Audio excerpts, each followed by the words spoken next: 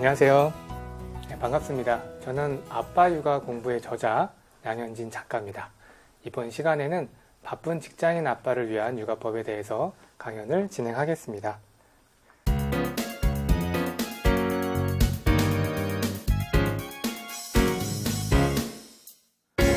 네, 인간이 성공하기 위해서 가장 필요한 요소가 뭐가 있을까요? 네, 돈, 인성, 지식? 네, 지식, 행동, 인성 요 세 가지 중에 눈치 빠르신 분들은 금방 아셨을 텐데요. 바로 인성입니다. 자, 존 맥스웰이라는 사람이 이런 말을 했습니다. 많은 사람들은 지식을 가지고 잠시 성공한다. 몇몇 사람들은 행동을 가지고 조금 더 오래 성공한다. 소수의 사람이 인성을 가지고 영원히 성공한다. 라고 말했습니다. 자, 모든 부모님들은 내 자식이 성공하기를 바라실 거예요. 그런데 이 성공을 위해서는 인성이 가장 중요한 부분인데 이건 눈에 잘 안 보여요. 그런데 지식은 어떻나요? 결과가 바로바로 나오고 시험 성적이라든지 이런 것도 눈에 바로 보이잖아요. 많은 부모들이 이 지식에만 집중하는 것 같아서 제가 안타까울 때가 많이 있습니다. 진정한 성공은 이 인성인데 말이죠. 저는 아이들 목욕시키고 나면은 로션을 이렇게 발라줘요. 마사지를 해주면서. 마사지는 아이랑 아빠 모두 재밌어야 돼요. 아이들 보면은 살이 이제 포동포동 하잖아요. 그 살을 이제 주물러주고 있으면은 저도 그날의 스트레스가 다 날아가는 것처럼 아주 기분이 좋습니다. 그리고 아이 발도 주물러주면서 아이 어깨, 팔 이렇게 주물러주고 이제 만세 시키면서 쭉쭉 뻗어주면은 재밌어 해요. 쭈까쭈까 이러면서요. 마사지 놀이처럼 아이와 눈을 마주치면서 하면 재밌습니다. 그 마사지 테크닉이 중요한 게 아니에요. 아이와 교감하면서 얼마나 즐거운 시간을 보냈는지 이게 더 중요합니다. 아이와 유대감을 형성하기 위해서는 이 목욕만 한 게 없어요. 아빠가 자연스럽게 스킨십을 할 수 있고요. 아빠가 목욕시키면 아이랑 더 많이 친해집니다. 아이 피부는 이 뇌랑 밀접하게 연관이 되어 있는데요. 아이 피부에 대한 자극을 아빠가 해주면요. 뇌 발달에도 도움이 많이 됩니다.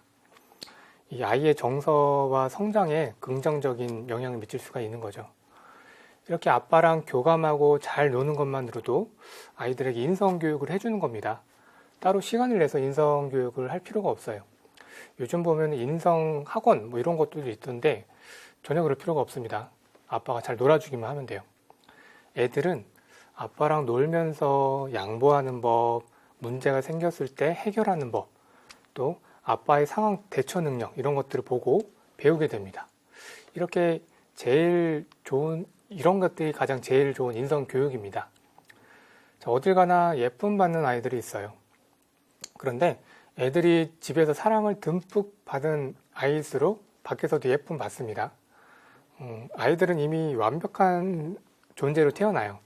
부모가 봤을 때는 미숙하고 가르쳐줘야 될 게 많이 있는 것 같지만 아이 스스로 해결할 수 있는 능력을 가지고 이미 태어났어요. 부모는 아이가 스스로 생각하고 해결할 수 있도록 기다려주고 믿어주기만 하면 되는 거죠. 부모가 내 아이가 자꾸 미숙한 존재로 느낄수록 이미 완벽한 아이는 어그러지게 되어 있어요. 그러니까 믿으세요. 내 아이가 이미 완벽한 존재라는 것을 믿고 기다려주기만 하면 됩니다. 부모는 아이를 기다리는 훈련이 필요해요. 이렇게 기다리는 훈련이 필요하다는 걸 인식하는 것만으로도 크게 도약하시는 겁니다. 네, 많은 아빠들이 저지르는 실수가 하나 있는데요. 어렸을 때는 놀아주는 게 한계가 있기 때문에 아이가 더 잘하면 그때 가서 놀아줘야겠다라고 생각하시는 분들이 있어요. 실제로 저랑 상담하신 어떤 분이 있는데요. 그분은 일주일에 단 한 번밖에 쉬지를 못한대요. 그런데 그 한 번 하루 쉬는데 집에 있지 못하고 또 다른 일 때문에 밖에 나가셔야 된다고 합니다. 그래서 6살짜리 딸이 있었는데 이 딸이 아빠가 자기를 안 놀아주니까 나를 싫어하는 것보다 라고 하고 굉장히 섭섭해 한대요. 이 아빠는 애가 좀 더 커서 그때 친해졌을 걸 미리 친해져서 아이가 이렇게 섭섭해 한다라고 생각을 하시더라고요. 그런데 과연 그럴까요? 아이의 정서를 담당하는 뇌는 6개월에서 만 3세 사이에 급속하게 발달을 합니다. 이때가 지나고 나면은 정서가 만들어지는 골든타임을 놓치게 돼요. 아이가 거창한 것을 하지 않더라도 소소하게 짧게라도 시간을 보내는 것만으로도 아빠와 교감을 할 수 있는 것이죠. 아빠와의 교감이 이렇게 어려운 게 아닙니다.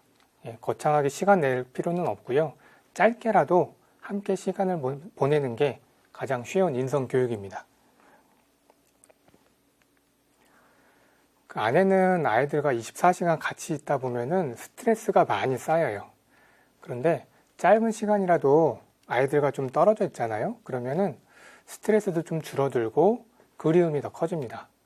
아이들도 엄마랑 떨어져서 아빠랑 시간을 보내면 조금 더 새로운 경험도 많이 할 수가 있고요. 수많은 연구 결과 그 아빠가 엄마보다 아이의 정서 발달에 큰 영향을 미친다는 내용들이 있습니다. 아빠가 아이와 대인관계를 맺는 중요한 이 세상과의 연결고리 같은 역할을 한다는 건데요. 아빠가 아이에게 관심을 가지고 교감을 나눌수록 인지적 발달, 사회성, 인성에 큰 영향을 미칩니다. 자, 저희 첫째 아이 같은 경우에 어느 날 같이 마트에 갔었는데요. 이 아이가 평소에는 안 그랬는데 갑자기 장난감을 사달라고 떼를 쓰는 겁니다. 그리고 급기야 누워서 이제 울기까지 했어요. 저는 마트 가면 장난감을 안 사줘요. 차라리 나중에 따로 선물을 해줬지 장난감 가게 가거나 마트 갔을 때는 절대 안 사줍니다. 근데 이때 갑자기 막 떼를 쓰면 사달라고 하니까 굉장히 난감해졌었어요. 그래서 우는 아이를 들고 계단 복도로 나가서 아이랑 얘기를 했습니다. 그 장난감 진짜 멋있다. 아빠도 그런 장난감 진짜 좋아해. 그런데 이렇게 울고 떼쓰면은 아빠가 알아들을 수가 없어. 일단 울음을 그치게 만들고요. 오늘은 가서 구경만 하는 거야. 오늘은 살 수 없으니까 꼭 구경만 하고 다시 가자라고 해서 우는 아이를 이제 달래놓고 다시 손을 잡고 와서 장난감을 보러 갔어요. 그런데 가면 어떻습니까? 또 들어놓고 막 울고 난리가 났어요. 그럼 또 애를 안고 또 계단 복도에 나가서 달래고 다시 얘기하고 또 보러 가고 이런 것들 한 대여섯 번 했었거든요. 근데 마지막에는 안 울고 딱 이제 내려놓더라고요. 이때 저는 폭풍 칭찬해 줬습니다. 정말 잘했어. 정말 멋지다. 이제 진짜 엉아됐구나. 이러면 칭찬을 많이 해줬어요. 사실 아이들의 감정이라는 게 굉장히 단순합니다. 좋은 것, 싫은 것 이렇게 두 가지만 있어요. 부끄러움, 질투, 죄책감 이런 감정들은 5세나 6세 이후에나 가능해요. 그 이전에는 내가 좋은 거, 싫은 거 이 두 가지만 있거든요. 장난감을 사달라는 아이의 요구에는 안 되는 이유가 너무너무 많습니다. 어른의 입장에서 이성적으로 생각했을 때 아이한테는 모든 걸 다 가질 수 없게 해야 되고 인터넷에서 사면 더 싸고요. 집에는 비슷한 장난감이 이미 너무 많아요. 또 똑같은 장난감을 또 사오는 것밖에 되진 않거든요. 이렇게 어른의 입장에서는 당연히 옳은 거지만 아이한테는 그런 거는 관심이 없어요. 오직 지금 이 싫은 감정에만 충실할 뿐이거든요. 사실 이 어른도 갑자기 막 화가 나고 이 감정의 소용돌이에 휘말려 있을 때는 주변에서 아무리 이성적인 말을 하더라도 듣지를 못합니다. 여러분도 한번 생각해 보세요. 내가 가장 화났을 때 주변에 말이 들리나 안 들리나. 내 경험을 생각하면 쉽게 이해가 갈 겁니다.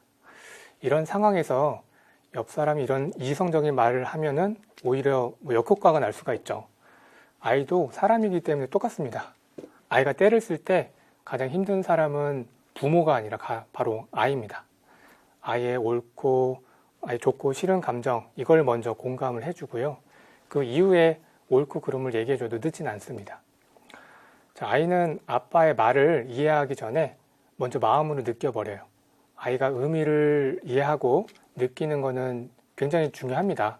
아빠가 감정을 이해하고 공감을 해주면 그것만으로도 아이는 위로받고 자신이 아빠한테 존중받는다고 느껴요. 그런 경험을 반복할수록 아이의 어떤 정서적 안정이라든지 마음이 넓어지고 또 강해질 겁니다.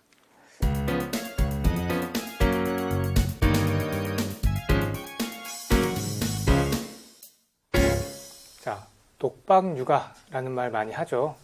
부모 한쪽에서만 육아를 전담을 해서 하는 경우 이제 독박 육아라고 하는데요. 이 OECD 가입 국가 중에서 가사에 참여하는 비율이 한국이 가장 낮다고 합니다. 과거의 가부장적인 이런 문화 때문이기도 한데요. 일례로 남자가 부엌에 들어가면 못 떨어진다 이런 이상한 말도 있죠. 네, 저 같은 경우에는 어쩌다가 아빠가 됐습니다. 한마디로 무엇을 어떻게 해야 될지를 잘 몰랐어요. 아무도 이 아빠 육아에 대해서 알려주는 사람이 단 한 명도 없었습니다. 이 아빠가 육아에 대해서는 단순히 아내의 보조적인 역할을 해야 되는 걸까요?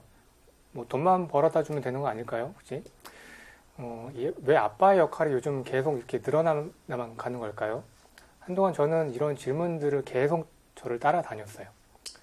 회사 일도 바쁘고 힘든데 집에 오면 이 아빠한테 너무 많은 거를 요구하는 것 같아서 피곤하기도 했어요. TV를 보면은 요즘 아빠에 대한 이미지가 굉장히 많이 바뀌었죠. 과거의 이 가부장적인 아버지 이런 모습에서 요즘에는 가정적인 육아에 적극적으로 참여하는 이미지로 변했습니다. 참 어떻게 보면은 남자들이 참 살기 힘든 세상이 됐습니다. 왜 이렇게 아빠의 역할이 자꾸 중요해지는 걸까요? 과거에는 대가족이 함께 많이 살았습니다. 아이는 할아버지, 할머니, 고모, 삼촌 많은 가족들이랑 같이 살았고요. 또 이제 앞집, 옆집, 뒷집 이렇게 마을 공동체들이 아이를 같이 돌봤어요. 그러면서 아이는 다양하게 애정을 받으면서 또 많은 경험을 할 수 있는 기회가 되기도 했습니다. 자, 한 아이를 키우려면 온 마을이 필요하다라는 아프리카 속담도 있습니다. 그런데 요즘 핵가족화로 인해서 양육에 책임지는 것은 이제 엄마랑 아빠 둘밖에 없습니다. 친척들도 자주 못 봐요. 서로 바빠서. 그래서 아이한테는 그만큼 애정을 받을 기회가 많이 줄어들고 있어요. 아이한테는 엄마밖에, 그 다음에 아빠밖에 없는데 아빠가 육아에 관심이 없으면 아이 입장에서는 애정받을 기회가 아예 반으로 뚝 떨어지는 겁니다. 엄마의 애정만으로는 부족합니다. 아빠의 육아 참여가 지금 이 사회에서 대단히 중요한 역할을 하고 있는 거죠.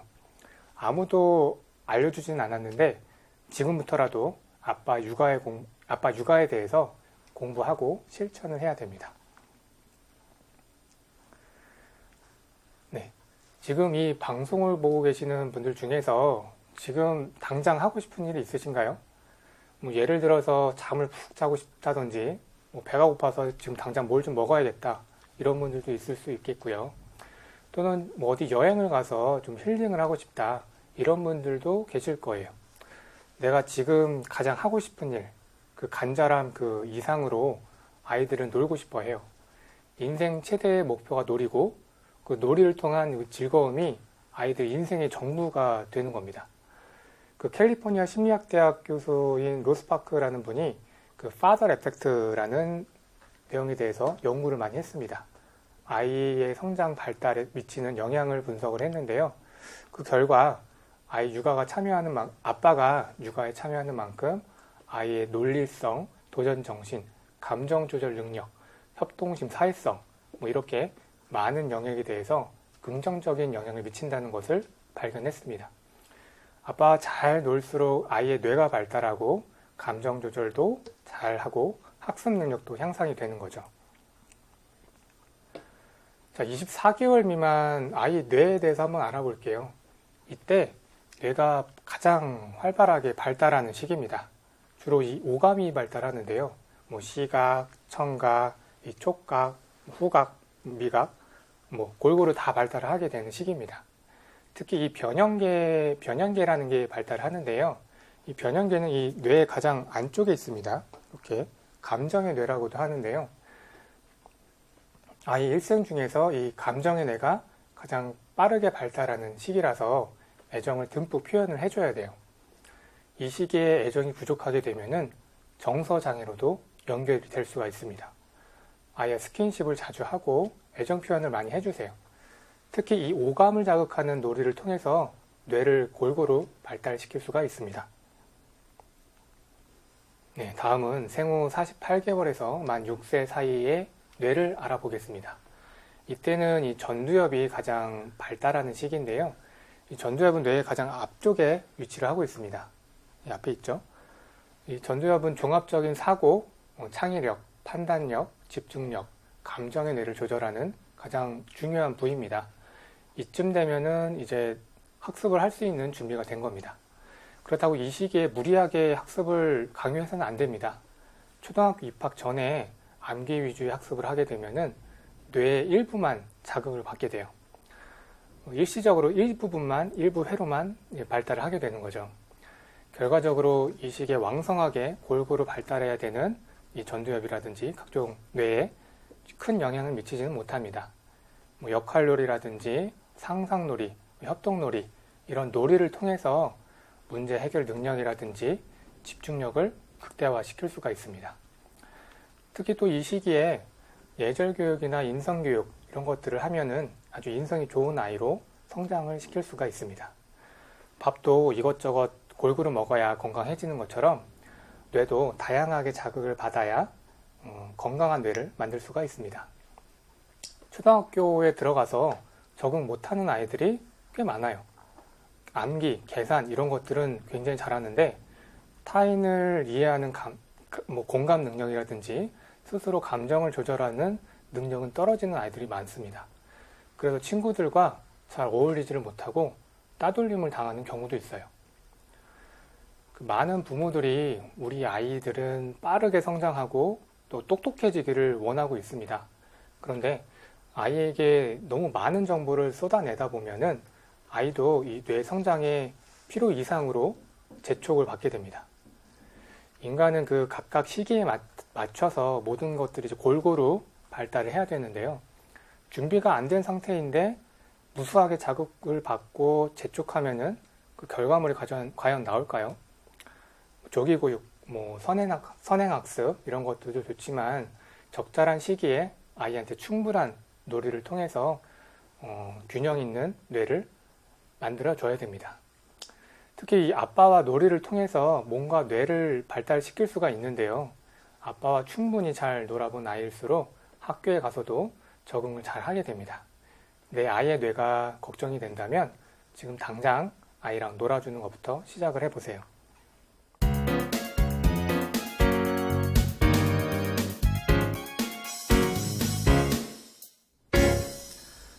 자, 제가 아이들과 놀아줄 때 영광의 상처를 굉장히 많이 입었습니다. 첫째 아이가 특별히 너무 막 흥분되고 좋아하면은 이빨로 무는 버릇이 생겼어요. 옷 위를 물 때는 상관이 없는데 그 아이 그 작은 입으로 제 살을 물면 엄청 아파요. 그것도 연약한 살만 이렇게 물어버리더라고요. 허벅지 안쪽이나 팔 안쪽 이렇게 연한 살들. 살을 물릴 때 저도 모르게 막 소리를 지르면서 아이를 막 밀쳐냈어요. 저도 놀라고 아이도 놀란 거죠. 처음에는 막 화도 나고 이러는데 좀 참고 불러서 얘기를 해줬어요. 이빨로 물면 아빠가 너무 아프니까 다음에 아빠가 너무 좋으면 무는 대신에 와서 뽀뽀를 해줘. 이렇게 얘기를 해줬어요. 이런 과정을 몇 번 거치니까 더 이상 물진 않더라고요. 물리는 것 이외에도 애한테 굉장히 많이 맞았습니다. 어느 날은 아빠 목을 이렇게 손으로 꽉 쳐가지고 제가 탁 이러면서 숨이 막힌 적도 있었고요. 아이들은 힘 조절을 잘 못해서 손바닥을 얼굴을 그냥 쫙 때려버려요. 그럼 쫙 소리가 나면서 막 따개도 여러 번 맞았었고요. 이럴 때면 이제 분노가 막 끌어올리고 소리도 지르고 싶지만 심호흡을 좀 하면서 일단 제 마음을 진정시킵니다. 그리고 얘한테 다시 한번 주의를 줘요. 그리고 이제 살살 쳐보라고 다시 기회를 줍니다. 그러면 톡톡톡 이러면서 다시 쳐요. 이때 이제 그래 그렇게 살살 치는 거야. 세게 치면 아이 하니까 이렇게 살살 쳐줘. 이렇게 얘기를 해줍니다. 아이들한테는 잠재되어 있는 공격성이 있어요. 그런데 아빠랑 과격하게 놀면서 그런 공격성을 일정한 규칙 안에서 자제하고 또 최소화할 수가 있습니다. 아이는 처음에는 이 힘 조절을 어떻게 해야 되는지 잘 몰라요. 근육에 어느 정도 힘을 줘야 되고 반응해야 되는지 익숙치가 않은 거죠. 그런데 아빠랑 놀면서 힘의 강도를 조절하고 감정을 조절하는 방법을 배울 수가 있어요. 아이가 투정을 부리는 이유는 대부분 이 놀이에 대한 갈증 때문입니다. 충분히 신나게 놀아본 아이들은 투정을 잘 안 부리고 잘 따라와줘요.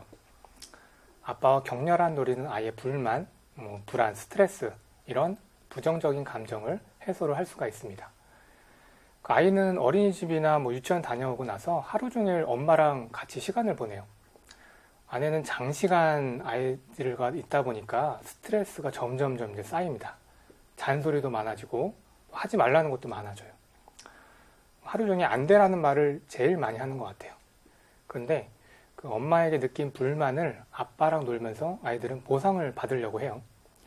아빠와 놀고 뒹굴고 뛰고 부딪히면서 이렇게 몸으로 놀아주는 거 굉장히 좋아합니다. 그렇게 에너지를 많이 소비할수록 아이 스트레스 해소에도 도움이 됩니다. 그러면서 아이는 스스로 자신의 어떤 감정이 변화되는 것들을 느낄 수가 있어요. 엄마와의 놀이는 이제 규칙적이고 일정한 놀이예요. 그런데 아빠와의 놀이는 불규칙적이고 신선합니다. 이것들은 아이들을 놀라게 하고 또 흥분 상태로 만들어요. 이렇게 흥분 상태의 신나는 놀이를 통해서 스스로 감정을 조절하는 법을 배웁니다. 친구랑 다투거나 자신이 애기들 마음에 들지 않을 때가 있죠. 그런데 이런 상황에서도 익숙하게 자신의 감정을 조절할 수가 있는 거죠. 간혹 마트에 가다 보면은 소리를 지르거나 울면서 자해하는 아이들을 가끔 볼 때가 있는데요. 솔직히 아이의 문제라기보다 아이한테 제대로 된 놀이의 기회가 없어서 그런 걸 겁니다. 감정 조절 능력은 아이가 평생 갖춰야 될 중요한 부분인데요. 절대 소홀히 해서는 안 되는 부분입니다. 결국 아빠와 잘 놀고 잘 뛰어놀수록 감정을 스스로 조절하고 통제할 수 있는 능력을 갖추게 되는 겁니다. 자, 제가 아이들이랑 책을 읽어줄 때 처음에는 약간의 의무감 같은 게 있었어요. 무조건 많이 읽어줘야겠다. 이런 많이 읽어줘야 말도 빨리 배우고 공부도 잘할 거다. 이런 막연한 생각을 가지고 있었어요. 근데 책을 읽다 보면은 아이는 처음부터 잘 안 봐요. 다른 페이지를 넘기거나 책을 뒤집거나 다른 행동들을 하기 시작해요. 그런데 저는 이제 오로지 첫 장부터 끝장까지 차례차례 정독해 주려고만 했었어요. 글자도 틀리지 않고요. 근데 그렇게 몇백 번을 읽어줘도 첫째 아이는 이상하게 좀 말이 느렸어요. 조급한 마음이 좀 많이 들었는데 그래도 꾸준하게 책을 읽어줬습니다. 근데 다행히도 첫째 아이는 책에 좀 관심이 많이 있었어요. 아침 일어나자마자 책들을 다 펴놓고 혼자 막 보고 있었어요. 둘째 아이는 제가 처음부터 다 읽어주기가 힘들더라고요. 그래서 그 아이가 넘기는 페이지, 그 페이지만 읽어줬었어요. 그리고 글자를 읽는 대신에 그림에 대해서 서로 얘기를 해봤어요. 그리고 만약에 책 안에 채소가 나오면은 채소 우리 싹둑싹둑 해보자. 그리고 어떤 똥 얘기가 나온 책이 있으면은 애기가 응아했네. 똥아 여기 안녕 해봐. 이런 식으로 여기도 똑똑 해봐 하고 책도 이제 톡톡 두들겨 보고요. 그런 행동을 이제 하면은 첫째 아이, 둘째 아이 다 똑같이 와서 따라를 해요. 책을 이렇게 수동적으로 읽기보다는 책과 상호작용하면서 보는 거를 애들은 참 더 좋아하더라고요. 그리고 의성어 나오는 것들, 이런 것들 보면은 같이 잘 따라 했습니다. 예, 그래서 둘째부터는 제가 형식에 얽매이지 않고 자유롭게 즐겁게 책을 봤어요. 공부시키려고 책을 읽기보다는 애랑 같이 논다는 느낌으로 책을 봤던 거죠. 어느 날 보니까 그때는 4살, 첫째 아이가 4살 때였는데 4살인 아이가 동생한테 책을 이렇게 읽어주고 있는 거예요. 글도 아직 모르는데 엄마나 아빠가 읽어줬던 내용을 기억하고 동생한테 이렇게 읽어주고 있더라고요. 그 모습을 보니까 엄청나게 제가 감동을 받았습니다. 예, 그동안 애 몇백 번 읽어준 그 과정이 굉장히 보람되고 뿌듯했어요. 아이는 아빠랑 놀면서 아빠를 닮아가려고 많이 노력을 해요. 몸으로 놀고 힘을 쓰기도 하죠. 온몸으로 힘을 주면서 아빠를 이기려고도 노력을 합니다. 이런 과정에서 아이한테는 오기와 이제 끈기 이런 것들이 생깁니다. 아빠와 신나게 놀면서 그 순간에 온 신경을 집중을 하는 거죠. 이런 과정에서 아이들은 끈기라든지 집중력을 발달시킬 수가 있습니다. 산만한 아이는 결코 이제 한 자리에 오래 앉아 있을 수가 없어요. 끈기가 없으면 조금만 힘들어도 금방 포기해버립니다. 그런데 아빠랑 잘 논 아이들은 끈기와 집중력 이런 게 발달되고요. 이렇게 성장한 아이들은 학습의 기본적인 준비가 되어 있다고 볼 수 있죠. 이런 아이들은 학교에 가서도 차이가 날 수밖에 없어요. 저는 아이들이 공부를 잘하는 걸 특별히 바라지는 않아요. 자신이 스스로 원하고 자신이 스스로 원하는 것을 하면서 성장하기를 바랍니다. 스스로 원하는 일을 하더라도 이렇게 끈기와 집중력은 분명히 도움이 될 겁니다. 이 아이들이 노는 것은 인생의 기반을 다지는 것과 같습니다. 어릴 때 잘 놀수록 아이의 학습 능력은 누구도 따라올 수 없기 때문인데요. 결국에는 잘 놀수록 학습 능력은 배가 된다라고 말씀을 드리고 싶습니다.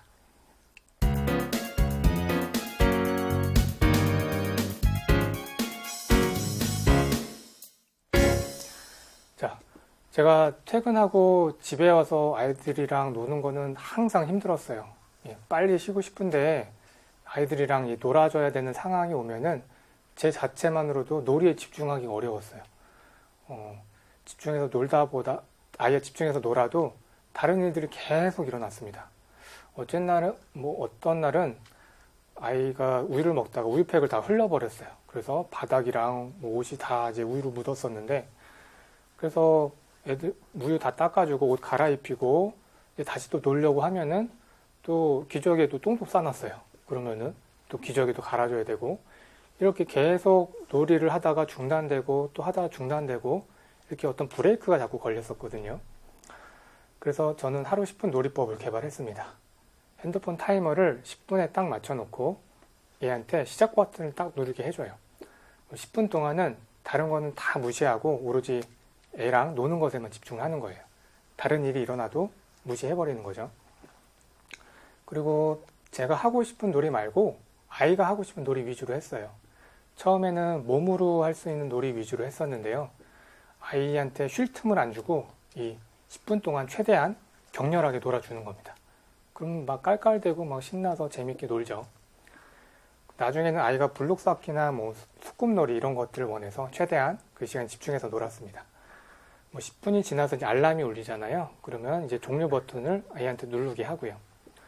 이렇게 시간이 없을 때는 10분이라도 집중해서 놀면 효과가 굉장히 좋습니다. 10분이라도 집중해서 놀면은 건성으로 몇 시간 논 것보다 100배 더 나아요. 시간이 여유가 조금 더 있으면 10분 놀이로 끝날 게 아니라 조금 더 다른 놀이를 해서 조금씩 더 놀면 좋습니다. 10분 놀이가 메인이 아니라 일종의 보너스라고 생각을 하셔야 돼요. 절대 메인 놀이가 아닙니다. 자, 재미있는 놀이에 4가지 요소가 있는데요. 아이가 주도권을 스스로 갖고 하는 놀이가 정말 재미있는 놀이입니다. 놀이의 주도권을 쥐고 자신의 놀이, 그 테두리 안에서 아빠를 이렇게 합류시켜요. 이런 놀이는 누가 시킨 게 아니라 아이가 자발적으로 하는 놀이입니다. 그러니까 아이는 실증을 느낄 틈이 없어요. 그리고 무엇보다 놀이에 참여하는 아이랑 아빠 모두 다 재미있습니다. 재미있는 놀이는 학습이나 다른 교육적인 목적 없이 놀이 자체에만 집중을 해야 되는데요. 어떤 교육의 놀이에 학습적인 놀이 요소가 들어가게 되면은 순간 정말 재미없는 놀이가 되어버립니다. 아이들의 눈치가 굉장히 빨라요. 이건 무슨 색이지? 이건 바퀴가 몇 개야? 이러면서 조금 교육적으로 하려고 하면 금방 실증을 내버려요. 옆에서 보는 저도 정말 재미없거든요. 그렇게 놀면. 자발성, 주도성, 즐거움, 학습 목적 없는 이렇게 순수한 놀이 4가지 요소가 있어야 정말 재미있는 놀이가 됩니다. 많은 시간을 애랑 놀았다고 해서 제대로 놀아준 거는 절대 아닙니다. 제대로 논다는 거는 실제로 아이랑 상호작용하면서 재미있는 놀이를 한 경우뿐이에요. 그래서 놀이는 양이 아니라 질이라고 할 수가 있습니다.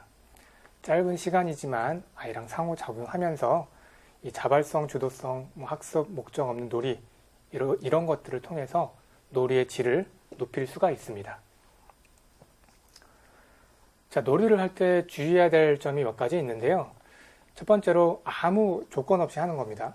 말을 안 들으면은 너랑 안 놀아줄 거야 이렇게 조건을 달면 안 돼요. 아이한테는 세상이 무너지는 소리고요. 아빠가 더 이상 너를 사랑하지 않을 거야. 이렇게 말하는 거랑 똑같습니다. 아무 이유 없이 무조건 같이 노세요. 두 번째로 잠자기 전은 피합니다. 이 몸으로 격렬하게 놀다 보면은 아이가 흥분 상태가 되기 때문에 잠잘 때 잠이 들기가 어려워요. 그래서 낮잠이나 저녁 잠자기 바로 전 시간은 피하는 게 좋습니다. 어쩔 수 없이 잠자기 전에 해야 될 경우에는 격렬히 몸으로 하는 놀이는 피하고요. 세 번째로 놀이는 온 신경을 아이한테 집중해야 됩니다. 아이의 표정, 몸짓, 숨소리까지 다 살피세요. 그러면 평소 알지 못했던 아이의 어떤 습관이라든지 모습을 볼 수 있는 기회가 생깁니다. 아이한테 집중할수록 아이가 어떤 놀이를 원하는지 더 잘 이해할 수가 있고 놀이의 질이 올라갈 수가 있습니다. 넷째로 놀이 형식에 얽매이지 마세요. 아이에게 이 놀이는 아이에게 이 놀이에 대해서 이건 이렇게 하는 거야 이러면서 너무 규칙 안에서만 놀려고 하지 마세요. 규칙은 아이가 만들어도 상관없어요. 아이 스스로 놀이를 개발하고 놀 수 있게 풀어주기만 하면 됩니다.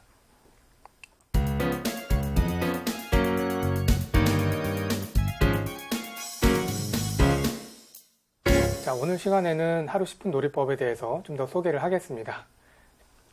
자, 페트병 가지고 굉장히 많은 놀이를 할 수가 있습니다. 네, 페트병 몇 개를 세워놓고 공을 굴려가지고 쓰러뜨리는 놀이예요. 공을 발로 차거나 통통 튀겨도 됩니다.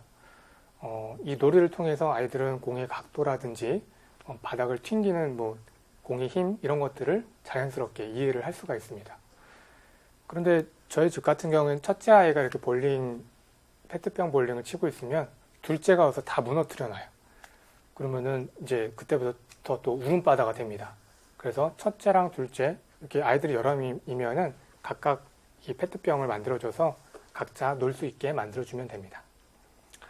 자, 페트병 분수인데요. 이 페트병 밑에 이렇게 구멍을 뚫어줍니다. 구멍만 몇 개 뚫어줘도 아이들은 굉장히 좋아해요. 그 목욕할 때 구멍 뚫어준 이 페트병을 넣어주면은 그 안에 물도 담고 이렇게 들어서 분수처럼 나오게도 할 수가 있거든요. 구멍 안 뚫어주고 페트병만 넣어줘도 굉장히 재밌어하고 잘 놉니다. 예. 어른에게 이 페트병 요거는 한 가지 목적밖에 없죠. 물을 담는 목적밖에 없는데 아이에게는 이렇게 볼링 핀이 될 수도 있고요. 만원경이 될 수도 있고 펜이라든지 이렇게 페트병 분수, 우주선 다양한 목적을 가진 장난감이 될 수가 있습니다. 자, 풍선 튕기기, 풍선 갖고 할 수 있는 놀이는 굉장히 많은데요. 이 풍선 튕기기는 좀 고전적인 놀이이긴 한데 굉장히 간단하고 재밌습니다. 풍선이 바닥에 떨어지기 전에 아빠가 발이나 손을 이용해서 통통 튀겨주는 거죠. 아빠가 바닥에 떨어지기 전에 아슬아슬하게 튕겨주고 또 아이가 손에 닿기 전에 또 먼저 조금씩 튕겨주면은 이런 스릴감도 있고요. 그렇다고 아빠가 너무 많이 튕겨주면은 자기도 하고 싶은데 못하니까 울음바다가 또 될 수가 있어요. 그러니까 아이한테도 조금씩 기회를 주고요. 아이들이 초등학생이라면은 선을 만들어서 서로 이렇게 주고받는 놀이를 할 수도 있습니다. 자, 풍선 물폭탄. 이거는 제가 학교 다닐 때 많이 했던 놀이인데 이것도 집에서 할 수가 있어요. 풍선 안에 이렇게 물을 담아가지고 아이들 놀 때 같이 넣어주는 겁니다. 그럼 서로 주고받으면서 만지기도 하면서 신기해해요. 그러다가 터져도 목욕탕에서 노는 거니까 상관은 없겠죠. 수도꼭지 입구에 이 풍선을 이렇게 딱 껴가지고 물을 틀면 쭉 커지잖아요. 이렇게 커지는 모양을 아이들은 굉장히 신기해하고 재미있어 합니다. 그리고 로켓 풍선. 이건 제가 해도 재미있어요. 솔직히. 바람을 이제 풍선 안에 넣고 주둥이를 쫙 놓으면은 로켓처럼 발사가 되잖아요. 하늘로 올려주면은 굉장히 재밌습니다. 아이들이 이렇게 일직선으로 날아가는 풍선을 보면서 자기도 해보겠다고 막 난리가 날 거예요. 풍선을 안 날리고 풍선 방구 소리를 낼 수도 있어요. 예. 그 풍선을 딱 갖고 엉덩이로 갖고 옵니다. 그리고 풍선 요 주둥이 부분을 이제 조금씩 이렇게 움직이다 보면은 뿡뿡뿡 소리가 나요. 그러면 이거 누가 방구 꼈지? 이러면서 아빠도 해보고 엉덩이에도 이렇게 대보면서 상황극을 만들면 좀 더 재밌는 놀이가 됩니다. 자, 택배 주문 이렇게 오면은 박스가 집에 많이 생기잖아요. 아이들 키우다 보면은 이렇게 기저귀 박스들이 많이 생기는데 그런 것들을 단순히 좀 버리기 전에 아이들이랑 놀이용으로 활용을 해보는 것도 좋습니다. 단지 좀 지저분하거나 먼지 나는 거는 좀 버리고요. 깨끗한 박스를 써야겠죠. 저는 주로 이렇게 기저귀 박스를 많이 이용하는데요. 아이들을 박스 안에 넣고 좋아하는 장난감을 그냥 넣어주세요. 그러면 그거 자체만으로도 재미있어 하고요. 저는 아이가 이제 남자애 2명이기 때문에 박스 2개를 이렇게 연결을 시켜줬어요. 이거는 자동차다 그러면서 집에 밀고 다니는 거죠. 그런데 이 박스를 밀고 다니면 굉장히 힘들어요. 체력도 많이 소모되고. 그래서 첫째 아이한테 밀어보라고 하니까 동생 밀어주면서 굉장히 잘 놀더라고요. 이 박스에 그냥 밀는 것보다 그림도 그려주고요. 잘 안 보이지만 이렇게 풍선도 달아주면은 이 박스에 더 애착이 많이 갈 겁니다. 그리고 어른 시각에서는 이 재활용품으로 생각했던 것들이 이 생각의 전환으로 훌륭하게 장난감이 이렇게 됩니다. 아이들은 비싼 장난감을 원하는 게 아니에요. 놀이를 통한 재미만을 원하는 거죠. 그래서 큰 박스 같은 경우에는 이렇게 문도 만들어주고 이렇게 창문도 만들어줬어요. 그러니까 이 박스 안에 장난감을 다 갖고 와서 이 안에서만 놀더라고요. 굉장히 안정감을 느낍니다, 아이들은. 그리고 이렇게 한 가지 재료만으로도 여러 가지 놀이를 이렇게 할 수가 있는데요. 이렇게 어떤 주변의 재료들이 놀이의 대상으로 탈바꿈하면서 아이들은 그 사고의 전환을 일으킬 수가 있습니다. 물건이 한 가지 목적이 아니라 다양한 목적으로 활용될 수 있다는 것을 배울 수 있는 거죠. 이런 사고의 전환을 통해서 아이들은 창의력 발달에 도움을 줄 수가 있습니다. 자, 저는 자기 전에 아이들 같이 누워가지고 책을 이렇게 읽는데요. 책을 다 읽은 다음에 이렇게 불을 끄면 아이들은 싫어요. 다시 불 끄라고. 더 놀고 싶어서. 그런데 불을 끄고 잠자는 것 자체가 아이들한테는 이제 놀이의 끝으로 보기 때문에 그렇습니다. 하지만 불을 끄고 나서도 계속 놀이를 할 수 있는데요. 이 그림자 놀이입니다. 이거는 개인적으로 제가 굉장히 좋아하는 놀이입니다. 누워서 할 수가 있으니까요. 휴대폰 있죠? 휴대폰의 손전등 기능을 이용해서 딱 키고 나서 배 위에 올려줘요. 그럼 이 빛이 이제 천장을 향하겠죠. 그러면 손으로 이렇게 동물 모양을 해보면서 그림자를 천장 모양 이렇게 만들어줘요. 사실 뭐 저 같은 경우에는 이렇게 하면 이제 마녀가 되고요. 이렇게 하면 오리, 이렇게 하면 코끼리, 이게 코끼리 코입니다. 이렇게 하면 이제 고래 모양 조금 비슷하게 되는데요. 이렇게 한 가지 손만으로도 다양하게 동물들을 만들 수가 있습니다. 그래서 이런 것들을 그냥 단순히 만들기만 할 게 아니라 스토리를 만들 수가 있어요. 뭐 난 깨깨기야 안녕 이러면서 우리 친구 하자, 뭐 수박 있네 냠냠냠 잘 먹자 이러면서 간단하게 스토리를 만들어서 보여주면 몇 배로 더 재미있어 합니다. 그리고 아이들은 이제 그림자를 따라해보고 싶어서 와서 같이 뭐 손을 모양을 만들기도 하고요. 그날 읽은 책에 대해서 스토리를 그림자 놀이로 만들어줄 수도 있어요. 그리고 아이들이 서서히 눈꺼풀이 좀 풀리거나 하품을 하게 되면은 이때 손전등을 끄고 이제 토닥토닥 두들겨주면서 재우면 됩니다. 이번엔 조금 더 업그레이드된 버전인데요. 종이를 아이들이 좋아하는 뭐 캐릭터 모양으로 오린 다음에요. 그 위에 나무젓가락을 이렇게 붙여줘요. 그러면 다양한 캐릭터로 조금 더 다양하게 그림자 놀이를 할 수가 있습니다. 여기 벽에 대고 할 수도 있고요. 누워서도 할 수가 있고 이렇게 가지고 와가지고 그림자를 만들어 봅니다. 그러면 이제 가까이 가기도 하고 멀리 가기도 하면서 그림자 크기가 달라지잖아요. 그러면서 아이들은 어떤 이 빛에 대한 이해도 할 수가 있고요. 다음은 종이컵 쌓기 놀이입니다. 예. 아이들이랑 이렇게 종이컵으로 성을 쌓으면 집중력을 높일 수가 있어요. 이렇게 성을 쌓다 보면은 무너지기도 하고 아이가 좌절을 할 수도 있는데요. 응원하면서 다시 한번 이제 쌓아보면 좋습니다. 높게 쌓다 보면 아이 성취감도 굉장히 올라가고요. 사실 이 종이컵은 쌓을 때보다 무너뜨릴 때가 더 재미있어요. 그 다다다다 해가지고 촥 무너뜨리면은 마치 볼링핀 그 스트라이크 칠 때처럼 촤륵 이런 소리가 납니다. 예, 이때 스트레스 해소도 굉장히 좋고 마음도 굉장히 시원해져요. 종이컵으로 또 다른 놀이도 할 수도 있는데요. 아이를 눕혀놓고 이렇게 종이컵으로 쭉 아이 몸 모양대로 이렇게 쭉 쌓아봐요. 그 다음에 아이를 이렇게 일으켜주면은 얘 몸이 그대로 나오겠죠. 그럼 내 몸이 이런 모양이었구나 하고 굉장히 신기해합니다. 반대로 아빠가 누워가지고 똑같이 해보라고 하면 아빠 몸 모양대로 이렇게 종이컵을 쌓으면서 아빠의 어떤 몸에 대해서도 이해를 할 수가 있고요. 종이컵 집을 지을 수도 있어요. 네모나게 해서 집을 한 두세 칸 정도 해서 만들면은 집 모양이 돼서 그 안에서 또 놀면서 좋은 시간을 보낼 수가 있습니다. 자, 그 로봇이 나오는 애니메이션 영화를 보면 로봇들이 그 정해진 선 위로만 이렇게 다니는데요. 전 이걸 보고 착안을 해서 집에도 이렇게 길을 만들었어요. 노란색 테이프를 이용해서 쭉 안방부터 뭐 거실까지 쭉 이렇게 이어졌습니다. 그리고 아빠가 요 선 밖에는 악어가 산다 하면서 막 떨어져서 으악 이런 뭐 리액션도 좀 취해주고요. 그러면은 얘들은 이 정해진 요 선 위에서만 다니려고 조심조심 이렇게 다닙니다. 그 아이들한테는 집에서 뛰지 말라고 말을 많이 하잖아요. 마침 밑에 아저씨가 올라온다 이러면서 협박을 하기도 하는데 이렇게 선을 만들면은 그 위로만 이렇게 다녀야 되기 때문에 뛰지 말라는 얘기를 할 필요가 없습니다. 근데 이것도 호기심이 떨어지면 또 뛰어다니긴 해요. 그리고 또 호기심이 조금 떨어지면 이렇게 자동차를 가지고 그 위로만 이렇게 다닐 수도 있고요. 이렇게 한 가지를 만들어주면은 아이들 스스로 또 새로운 놀이들을 계속 개발해서 잘 놉니다. 자, 처음부터 여러 가지 놀이를 하기보다는 하루에 한 가지만 정해서 아이가 집중해서 놀게 해주면은 재미있는데요. 처음에는 함께 하지만 아이가 방법을 알게 된 이후에는 혼자 할 수 있는 기회를 주는 것도 중요합니다. 아이가 어떤 놀이를 완성했을 때 폭풍 칭찬을 해주면 성취감 그대로 느낄 수가 있을 겁니다.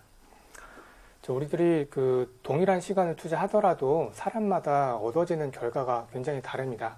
그거는 이 집중력의 차이인데요. 그래서 아이가 무엇을 배우는가 보다 어떻게 집중해서 배우는지 우리들은 더 중점을 둬야 됩니다. 아빠가 함께하는 여러 가지 놀이를 통해서 아이들의 집중력은 굉장히 향상이 될 겁니다. 자, 이렇게 잘 놀면은 엄마가 흐뭇하게 바라볼 겁니다. 슈퍼 그레이트 이러면서 아이랑 노는 건 아내한테 잠깐의 시간을 주는 것과도 같습니다. 아내한테 점수를 따는 방법이기도 합니다.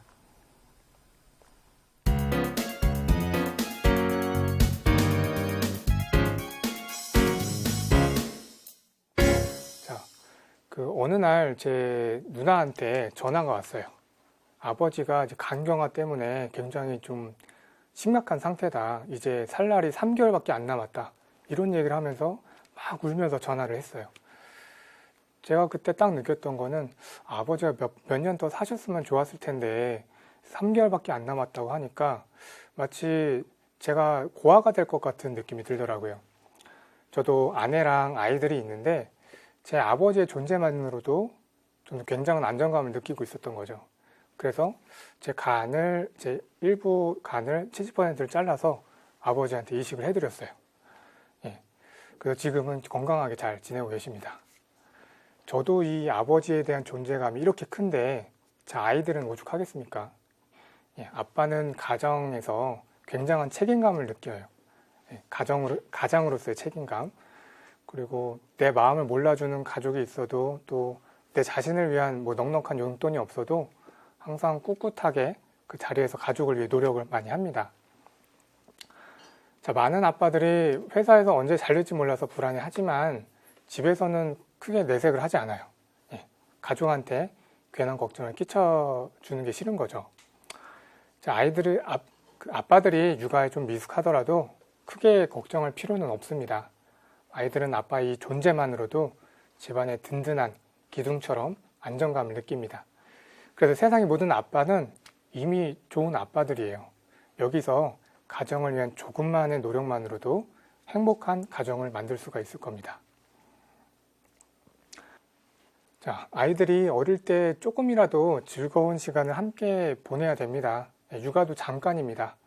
그 아이들이 이 귀엽고 해맑은 이 모습 지금 아니면은 다시는 볼 수 없는 순간입니다.